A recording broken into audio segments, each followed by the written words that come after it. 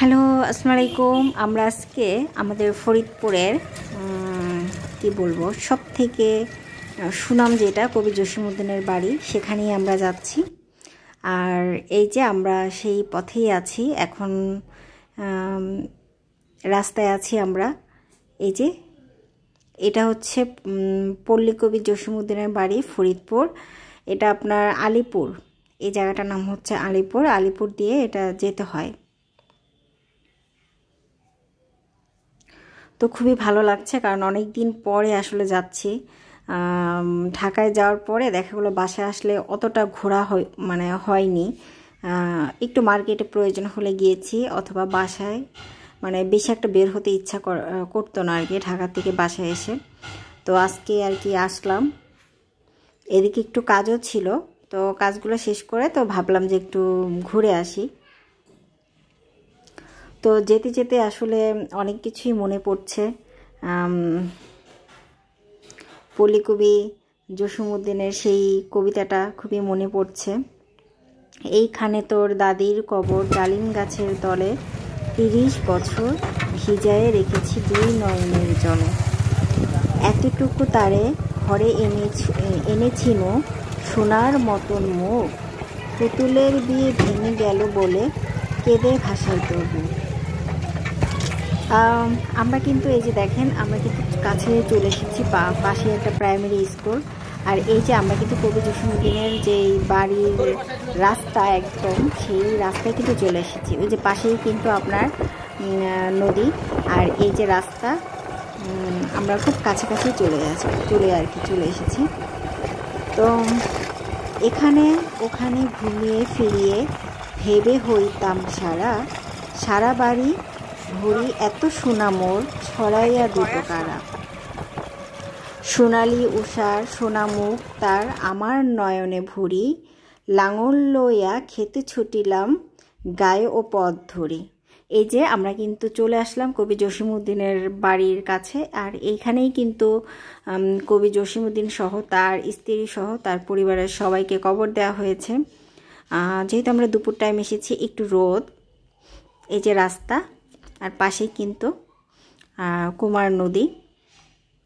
তো এটা কি কুমার নদী না পদ্মা নদী আমি বুঝতে পারছি না, যাই হোক একটু তথ্য ভুল হলে ক্ষমা দৃষ্টিতে দেখবেন, আমি আপনাদের বলছি।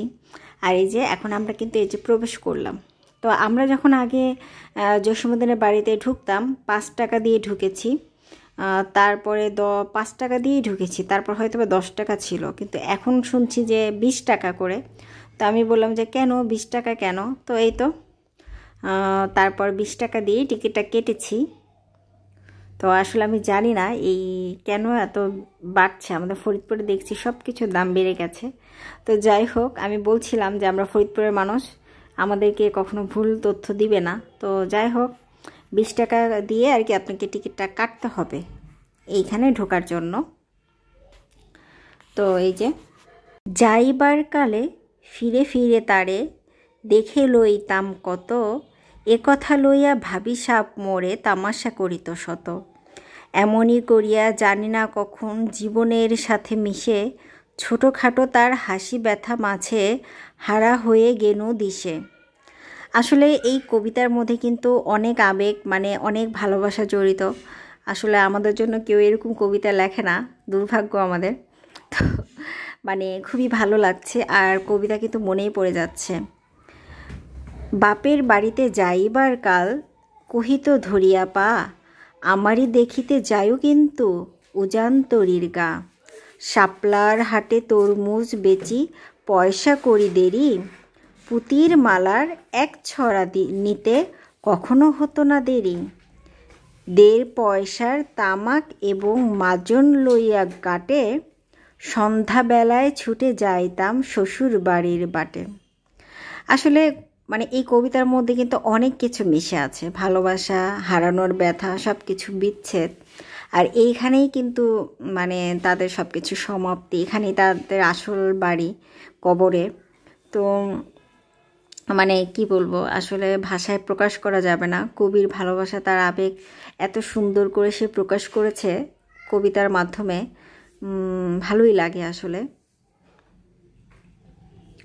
তো হেসো না শোনো দাদু, সেই তামাক মাজন পেয়ে দাদি যে তোমার কত খুশি হতো, দেখিতিস যদি চেয়ে। নত নেড়ে নেড়ে কহিত হাসিয়া, এতদিন পরে এলে, পথপানে চেয়ে আমি যে হেথায় কেঁদে মরি আখি জলে। মানে কত ভালোবাসা, দেখেছেন কত ব্যাকুলতা। আমারে ছাড়িয়া এত ব্যথাচার, কেমন করিয়ে হায়, কবর দেশেতে ঘুমিয়ে রয়েছে নির্ঝুম নিরালায়। মানে যে মানুষটা বেঁচে থাকা অবস্থায় মানে কবিকে ছাড়া থাকতে পারতো না, সে এখন কবর দেশেতে ঘুমিয়ে আছে। মানে বিষয়টা কতটা বেদনাজনক। আর এই যে দেখেন এখানে কিন্তু কবির অনেক কবিতা লেখা আছে, তো সেইগুলা ভিডিও করে নিচ্ছি। আমার খুবই ভালো লাগছে আসলে। দেখেন কত সুন্দর লেখা, আমাদের অভাবের সংসারে মানে খুবই সুন্দর একটা কবিতা লেখা এখানে। তা আসলে সব কিছু কিন্তু আসলে ওইভাবে বলা যায় না, আর আমি ভিডিও করছি। আমি আপনাদের সব কবিতাগুলো একটু ফুটেজ নেওয়ার চেষ্টা করছি সব কিছু। আয় ছেলেরা আয় মেয়েরার কবিতাটা এখানে দেয়া আছে কবি জসীমউদ্দীনের। আর এখানে হাট হাঁটতে যেদিন বাজান ইলিশ মাছ কিনে আনিতেন, সেদিন আমাদের বাড়িতে আনন্দের উৎসব পড়িয়ে যেত আর কি। তো মানে আসলে মানে তার আমার মনে হয় যে তার প্রতিটা মুহূর্তের যেই মুহূর্তটা সেটাকে সে কবিতার আকারে প্রকাশ করেছেন। মানে এক অনন্য একটা কি বলবো মানে দৃষ্টান্ত। কবি জসীমউদ্দীনের কথা তো নতুন করে বলতে হবে না, তো আমরা তো তার কবিতার সব কিছু আমরা জানি। তার গান কবিতা মানে খুবই সবার মন কেড়েছে, এবং সেটা ফরিদপুর শহরে। এখানে কিন্তু আগে জাদুঘর ছিল, এখন এখানে কবির পরিবারের মানুষ হয়তো বা থাকে, আমার ঠিক শিওর না। আর এটা কিন্তু কবির ঘর, যেখানে কবি তার ভালোবাসার মানুষকে নিয়ে ছিল। এখানেই কিন্তু তাদের কি বলে বিয়ের পর এখানেই তারা ছিল আর কি। এখান থেকে মানে বিয়ের দিন রাত্রে আমাদের যে চুরি করে নিয়ে যায়, কবির স্ত্রীর গহনা চুরি করে নিয়ে যায়, এই ঘরে চোর ঢুকে। তো এটা কিন্তু এখানে লেখা আছে, দেখেন 1939 সালে আর কি এই ঘটনাটা। আমার বাড়ি যাইও ভ্রমর এই বরাবর পথ, মৌরি ফুলের গন্ধ শুকে থামিও তব রথ। জসীমউদ্দীন, কবি জসীমউদ্দীনের অনেক সুন্দর সুন্দর তার কবিতা, মানে খুবই মানে কি বলবো ভালোবাসার প্রকাশ পায় তার কবিতার কথা মাধ্যমে। আমি আমার হিন্দু বন্ধুদের বাড়ি হইতে মানে অনেক কবিতা লেখা আসলে যেহেতু ভিডিও করছি সরে যাচ্ছে, আর সব তো আসলে আমার জানা নেই। তো এই যে এই খাটেই কিন্তু কবি থেকেছিলেন তার স্ত্রীর সাথে।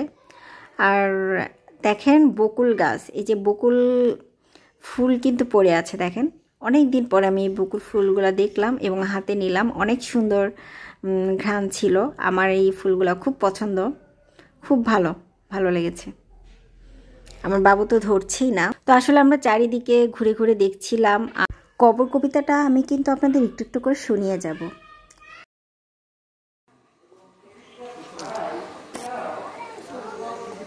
অনেকদিন পর জসীমউদ্দীনের বাড়িতে আসলাম আমার ছেলেকে নিয়ে, খুব ভালো লাগছে। আর এই তো আমরা কিন্তু এই যে ঢেকে দেখছি, আসলে সব কিছু আমরা ঘুরে ঘুরে দেখছি। আর কবিতার জসীমউদ্দীন কবির কবর কবিতাটা আসলে পড়ছি, খুবই ভালো লাগছে আমার। তারপর এই শূন্য জীবনে যত কাটিয়াছি পারি, যেখানে যাহারে জড়ায়ে ধরিয়েছি সেই চলে গেছে ছাড়ি। শত কাফনের শত কবরের অঙ্ক হৃদয়ে আঁকি, গুনিয়া গুনিয়া ভুল করে গুনি সারা দিন রাত জাগি। এই মোর হাতে কোদাল ধরিয়া কঠিন মাটির তলে, গাড়িয়া দিয়াছি কত সোনা মুখ নওয়ায়ে চোখের জলে। আসলে আমরা ঘুরে ঘুরে চারিপাশটা ঘুরে ঘুরে দেখছি, দেখেন অনেক সুন্দর সুন্দর মানে বসার জায়গা, মানে পরিবেশটা সুন্দর করেছে। মাটিরে আমি যে বড় ভালোবাসি, মাটিতে মিশিয়া বুক আয় আয় দাদু গলাগলি ধরি কেঁদে যদি হয় সুখ। এটা হচ্ছে কবি জসীমউদ্দীনের ছেলে হাসু ও বাসুমণি স্মৃতিঘর। এটার মধ্যেও অনেক কবিতা আছে, এই যে আসমানি কবিতা, অনেক ধরনের কবিতা আছে। আর আমি এই জসীমউদ্দীনের এই ট্যুরটাকে আমি 2টা ভাগে ভাগ করব। তো আমার এই ভিডিওটা যদি আপনাদের ভালো লেগে থাকে অবশ্যই আমার সাথে আমার চ্যানেলটিকে সাবস্ক্রাইব করতে হবে এবং অবশ্যই লাইক দিতে ভুলবেন না প্লিজ। আর আমাকে যদি ভালো লেগে থাকে অবশ্যই আমাকে অনেক অনেক ভালোবাসা দিবেন। আর আমার বাবুকে দেখেন আমি সব কিছু ঘুরে ঘুরে দেখাচ্ছি। এই তো আসলে খুবই ভালো লাগছে আজকের এই ঘোরাঘুরি। এইখানে তোর বাপজি ঘুমায়, এইখানে তোর মা কাঁদছিস তুই, কি করিব দাদু, পরাণ যে মানে না। সেই ফল গুনে বাপ তোর এসে কহিল আমারে ডাকি, বাজান আমার শরীর আজিকে কি যে করে থাকি। ঘরের মেঝেতে সাপটি বিছায়ে কহিলাম বাছা সৌ, সবটি ঘরের মেঝেতে সবটি বিছায়ে কহিলাম বাছা সও, সেই শোয়ায় তার শেষ শোয়া হবে তা কি জানিতাম কেউ। গোরের কাফনে সাজায় তাহারে চলিলাম যবে বয়ে, তুমি যে কহিলা বা জান রে মোর, কোথা যাও দাদু লয়ে। তো এই যে এটা কিন্তু একটা আপনার কি বলে পালকি, সেটার সাথেও আমার বাবুর সাথে পরিচয় করে দিয়েছি। আর ভিডিও কিন্তু এখানেই শেষ করে দিব। তো কবিতার ছলে আপনাদের কাছ থেকে বিদায় নিয়ে নিচ্ছি। আপনারা সবাই ভালো থাকবেন, আল্লাহ হাফেজ। তোমার কথায় উত্তর দিতে কথা থেমে গেছে মুখে, সারা দুনিয়ার যত ভাষা আছে কেঁদে ফিরে গেল দুঃখে। তো আল্লাহ হাফেজ, বিদায় নিয়ে নিচ্ছি। বাকি কবিতার অংশটুকু পরের অংশে আপনাদেরকে বলবো।